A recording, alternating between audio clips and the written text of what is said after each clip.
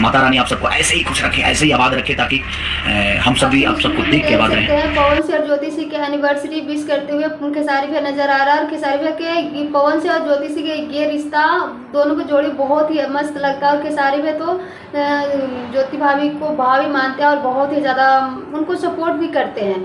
और अभी देख सकते हैं कि खेसारी भैया खुद बोल रहे हैं कि आप दोनों हमेशा खुश रहिए, मस्त रहिए, दोनों साथ रहिए, आप दोनों का रिश्ता हमेशा से ही सलामत रहे, चाहे रिश्तों में कितने भी कड़वाहट आ जाए, लेकिन अगर इंसान चाहे तो वो सुधर सकता है। नमस्कार दोस्तों, राधे राधे। आई होप आप सब लोग अच्छे होंगे, मस्त होंगे, स्वस्थ होंगे। अगर चैनल पर नए हैं तो चैनल सब्सक्राइब करके एक प्यारा सा लाइक कमेंट जरूर करें।